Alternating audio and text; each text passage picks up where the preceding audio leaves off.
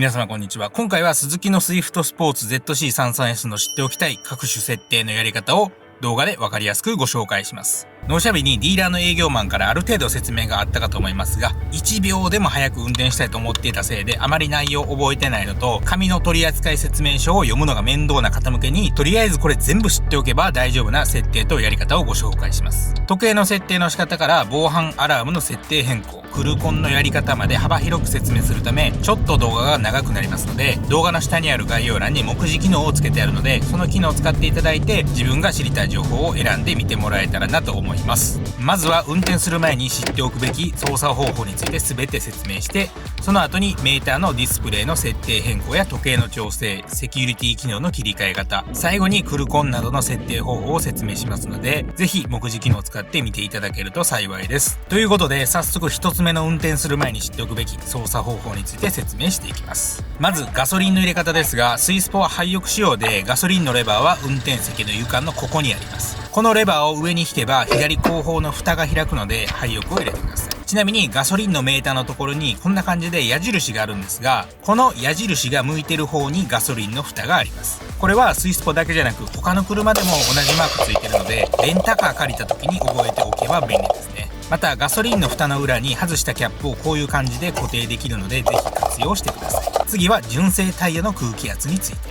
空気圧はドア開けた下にシールが貼ってあるので、それを参考に空気を入れてください。フロントが230、リアが210ですね。1ヶ月に1回ぐらい空気圧が正しいか見てあげるといいと思います。ガソリンスタンド行けば空気入れを無料で貸してもらえるので、それで空気補充してあげてください。マニュアル車のリバースの入れ方ですが、初めて乗った人はリバースにどうやって入れたらいいかわからないと思います。 ZC33S のリバースの入れ方は、このシフトノブの根元を上に引き上げると6速のさらに右側に入れ込むことができるようになってリバースに入ります。レバーを引き上げないとリバースには絶対に入らないようになっているので、運転中に誤ってリバースに入ることはないです。長距離走るときや燃費を自分で計算するときに使うトリップメーターですが、まずこの左の棒を押すことでトリップメーター A、B と切り替えれます。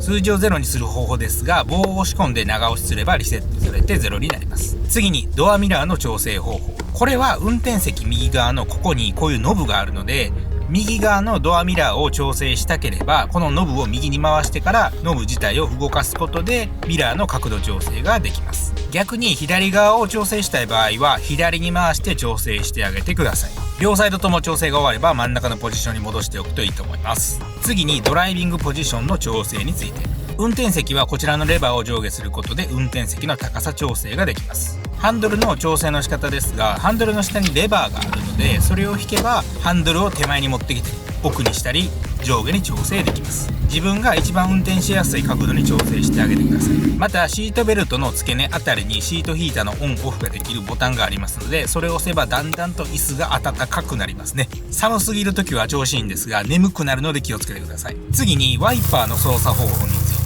フロントは左のレバーを下げると動くようになり、リアワイパーはこのレバーの端をこんな風にひねってあげると動くようになります。ウォッシャー液の出し方ですが、フロントは手前に引くと出ます。リアはレバーをこの位置まで回すと出てきます。ウォッシャー液が出てる絵描いてるので、そこまで回せばウォッシャー液が出てきます。フォグランプとリアフォグの使い方ですが、ウインカー出す右のレバーのこのスイッチをひねってあげるとフロントのフォグが点灯します。逆にリアフォグをつけるには一番下までひねるだけ。消すときは今と同じ手順ですね。フォグが点灯している間はメーターに点灯している旨伝えるマークが出るので、そこで点灯しているか確認できます。次にファミリー層向けの説明ですが、チャイルドシートを引っ掛ける金具は後部座席のここにあります。子供が内側からドアを開けれないようにするには後部座席のドアのところにあるスイッチ、これをロック、鍵のマークの方にスライド、これで中から鍵開けることが無理になりますね。また運転中に窓を開けられるのを防ぐには運転席の右側、このボタンを押し込むと運転席以外の窓が開くことがなくなりますので、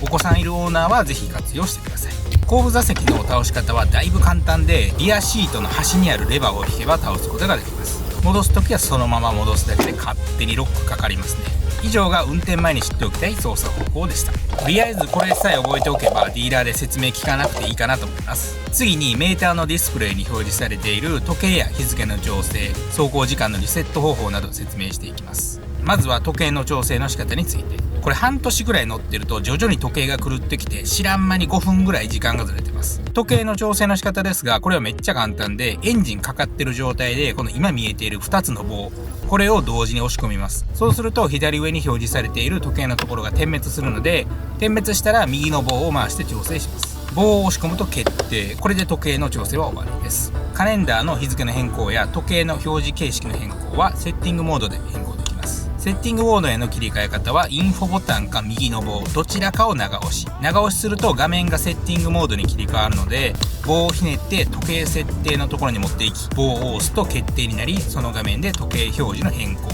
カレンダーの日付の変更ができます。こちらの設定以外には燃費リセット方法選択画面があって、これをいじるとモニターに表示されている平均燃費のリセットのやり方が変更できます。給油連動にするとガソリン入れるたびに数値のリセットがかかります。トリップ A 連動にするとトリップ A の走行距離を左の棒長押しでリセットすれば、走行距離も燃費も同時にリセットされます。非連動にすると燃費が表示されている画面でインフォもしくは右の棒を長押しすることで燃費がリセットされます。また走行時間のリセット方法もインフォもしくは右の棒を長押しで0にできますね。セッティングの一覧に戻りまして、盗難防止機能設定。これはモードを選べて、デフォルトでは D モード。これは盗難アラームが鳴る設定ですね。A モードは警報オフの状態。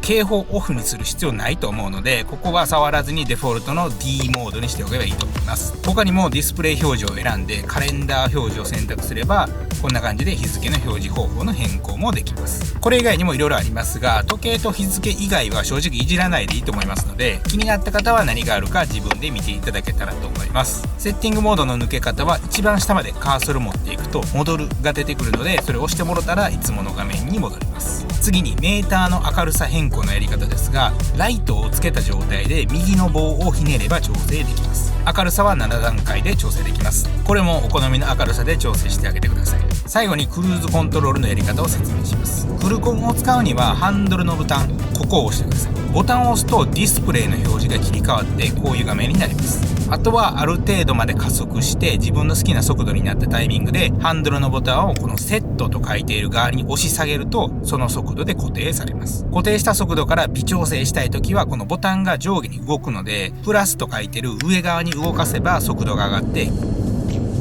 逆に下に動かせば遅くなります。1回上に動かすと1キロ速くなって、長押しすると5キロ刻みで速度上がっていくので、状況で使い分けてください。フルコンのキャンセルの仕方はブレーキを踏むか右側のキャンセルボタンを押すことで解除できます。セーフティーパッケージついてる車だと前の車との車間距離を設定した距離で保ってくれる機能もついてまして、車間距離の設定をするにはキャンセルの下のこのボタン、これを押すと車の A がこんな感じで変わります。一番近い設定で 35m、バー2つ分の中間設定で 45m、バー3つの一番離れてる状態で 65m ほど前の車と車間距離取ってくれます。基本的に 65m でいいと思います。これも好みで変えてください。あとはセーフティーパッケージついている場合、車線逸脱抑制機能もあって、これが結構便利で、高速とかでたまにふらついてもこの機能がオンになっている状態だと警告音と少しハンドルを曲げてくれて車線中央に車を戻してくれます。ただあくまで軽くなので日産とかの自動運転レベルではないので、あくまで補助だと思ってください。車線逸脱抑制機能のやり方はハンドルの右下のこのボタン、これを押すとディスプレイが切り替わりこの画面になります。この画面の状態で高速道路や1号線などの白線がしっかりわかる綺麗な道なら、車が線を認識して機能が自動的にオンになります。車線逸脱抑制機能がオンになると画面左に緑色の車のマークが出てくるので、それが表示されていれば機能がオンになってますね。高速道路走ってる時に車線からはみ出しそうになった時に少しハンドルを曲げてくれて車線中央に戻してくれるので、長距離を運転する時に結構楽ですね。最後になんですけど、車の鍵かけた時にミラーが自動的に閉まらないように設定変更できるやり方もご紹介します。エンジンを切った状態で窓開けるボタンのところにある鍵閉めるボタン、これを閉める開ける、これを4往復押します。そしたら車のリモコンキーのボタンどれでもいいので4回素早く押すとこんな感じの音が鳴るので、音鳴ったら成功です。これで鍵をかけても自動的にミラーが畳まれなくなりました。元に戻すには先ほどの手順をやるだけなので、ぜひやってみてください。ということで、以上がスイスポ納車されたら知っておきたい各種設定と操作のご紹介でした。ただですね、半年ぐらいすると今見た内容ほぼ忘れると思うので、ぜひこの動画をお気に入り登録とかして定期的に見直してもらえると嬉しいです。スマホで概要欄を見る方法ですが、今見ている画面で動画のタイトルをタップすると、下の画面が切り替わって少し下にあるもっと見るを押すと概要欄が見れますので、ぜひ参考にしてください。こちらのチャンネルではスズキのスイフトスポーツに関する動画やカー用品、洗車グッズ、ドラレコなど車に関することを発信していますので、この動画が参考になったと思っていただけましたら、ぜひチャンネル登録といいねボタンを押していただけるとだいぶ助かります。ということで最後まで見ていただきありがとうございました。